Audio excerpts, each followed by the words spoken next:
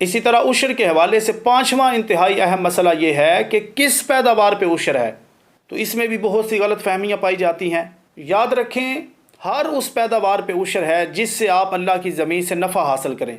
اب وہ اناج اور غلہ بھی ہو سکتا ہے، جیسے گندم ہے، چاول ہے، جو ہے، سرسوں ہے، باجرہ وغیرہ ہے، گنے وغیرہ کی کاشت ہے، مکئی وغیرہ ہے، یہ ساری چیزیں ان سب پہ عشر ہے۔ اسی طرح وہ پھل وغیرہ ہو سکتے ہیں، ان پہ بھی عشر ہے۔ اسی طرح وہ سبزیاں بھی ہو سکتی ہیں، ان پہ بھی عشر ہے۔ اور یہ ضروری نہیں کہ آپ نے فروخت کرنے کے لیے یا وافر مقدار میں سبزیاں لگائی ہیں پھر ہی اس پہ عشر ہے، بلکہ اگر آپ نے اپنی ذات کے لیے، اپنے گھر وغیرہ کے لیے تھوڑی سی سبزیاں ہی کیوں نہ لگائی ہوں، ان کی قیمت کا بھی حساب کر کے اس کا بھی آپ کو عشر نکالنا پڑے گا۔ آپ ایک اندازہ لگا لیں کہ یہ سبزی جو ہماری ہوئی ہے یہ کتنے کی ہوگی، تو اس کا 10واں یا 20واں حصہ جتنا بھی بنتا ہے حساب کر کے وہ نکالنا بھی آپ پہ لازم اور ضروری ہے۔ ہاں، اگر آپ نے گھر کی چار دیواری کے اندر کوئی سبزی وغیرہ لگائی ہے تو اس پہ عشر نہیں ہے، چونکہ وہ گھر کے تابع ہے۔ گھر سے باہر اگر آپ نے سبزی وغیرہ لگائی ہے تو جتنی بھی لگائی ہے کم از کم کی کوئی مقدار نہیں ہے، جتنی بھی لگائیں گے اس کا حساب کر کے آپ کو عشر نکالنا ہوگا۔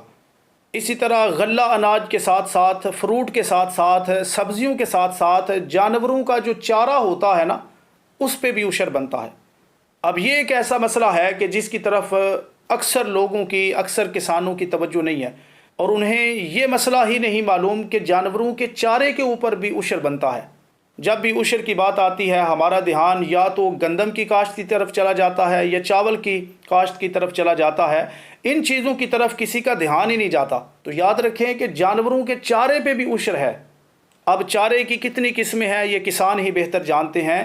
جتنے بھی چارے کی قسمیں ہیں، جب بھی آپ اس چارے کی کاشت کریں، اللہ کی زمین سے نفع لیں، تو حساب کر کے اس کا بھی عشر نکالنا آپ پہ واجب ہے۔